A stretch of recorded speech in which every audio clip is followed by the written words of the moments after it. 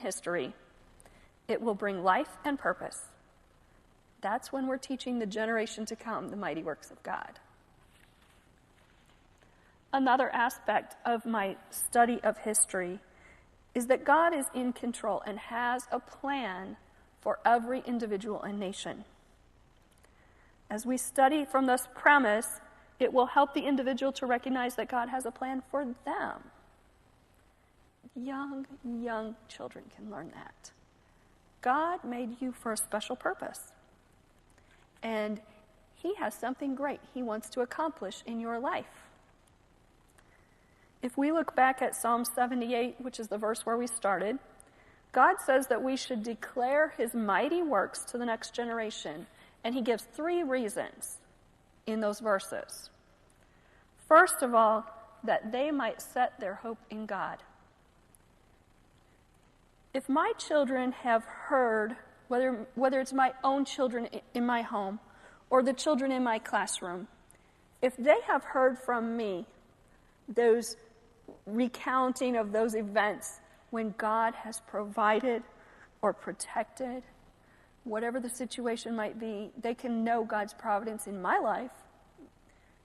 They will be encouraged when they face a difficult time in their lives. If they know how God provided food for the table today when they were 8 years old or whatever, when they're an adult and they are out of work or things are difficult for some other reason, they will know God can provide. Okay? They might set their hope in God. Another reason God says we should declare His mighty works is that they might not forget the works of God. How easily we can forget.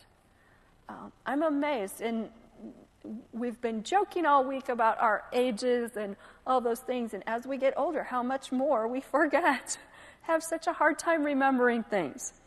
But we don't want to forget the works of God. And the third thing it says in those verses is that as we teach the mighty works of God to the next generation, they might keep His commandments. That's another one of the reasons. How important that is. So as we teach history from a providential approach, each student will begin to truly understand what God has done in the nation and in their own lives. And Mrs. Smith shared an example of the child saying, that's God's providence. Recognizing that and understanding that. They'll recognize that God has a plan for their lives and for our nation, and they will recognize they have a responsibility to carry out God's plan for their lives. In 1876, the centennial of our nation's independence, Reverend Foljam cautioned Americans. Whoop, we skipped something, sorry. Well, we'll just leave it there. He said, he cautioned Americans against a failure to study providential history. He said, the more thoroughly a nation deals with its history, the more decidedly will it recognize and own an overruling providence therein, and the more religious a nation it will become. While the more superficially it deals with history, seeing only secondary causes and human agencies, the more irreligious it will be. And do we see that in our nation today? Mr. Rose introduced you to 7 principles of America's Christian history and government. And we want to teach those principles in our history class.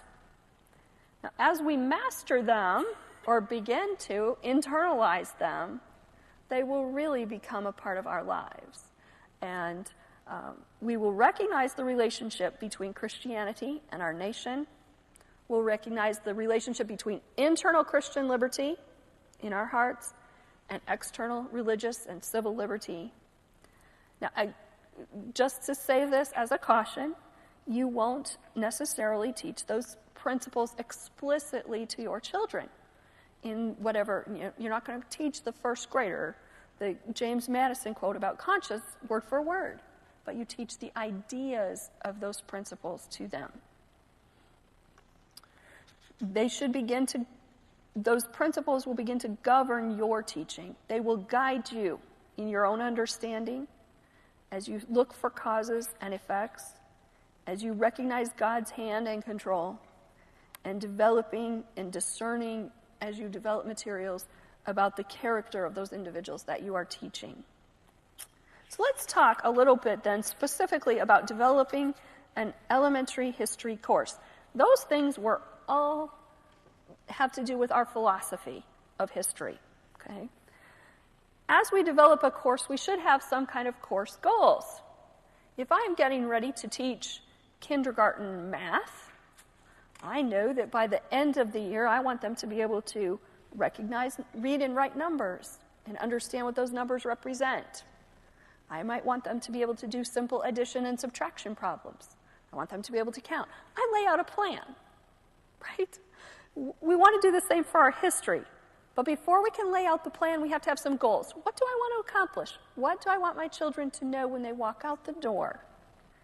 And the first goal is already up there for you. It says to recognize the providential hand of God in all events, past, present, and future. God has not made any mistakes in history. Sometimes we don't recognize his plan in the events as they happen because he hasn't shown us his plan yet. Mrs. Smith shared with us last night how she never wanted to get up and teach in front of adults, and that is what she does now.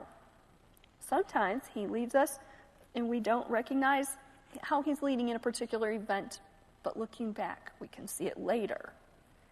Okay? This gives hope, not only to us, but to our children, to know that God is working in all events. A couple of examples of how we can help our students to recognize God's providential hand in studying history. Think about creation. Okay? How do we define the very beginning of history on the earth? Even a very young child can learn that God made everything and has a plan for everything. Joseph, Moses, Esther are all wonderful biblical examples of individuals who God put in places of authority to accomplish some great purpose. Joseph, at the end of Genesis, we remember this story, how he was taken into slavery, and yet God put him in a place of authority in Egypt. And we just mentioned this last night, but he said to his brothers, "Fear not, for am I in the place of God? But as for you, ye thought evil against me. But God meant it unto good, to bring to pass, as it is this day, to save much people alive." God was working out his plan. No matter what the brothers thought they were accomplishing, God was working his plan. I told Mrs. Smith last night, she stole my examples, because we had the same ones and we hadn't even discussed it. Mordecai, I told Esther, who knoweth whether thou art come to the kingdom for such a time as this. The example of George Washington, protected in battle, that he might become the great leader of our nation. And the adorable little Minuteman on the slide is my son.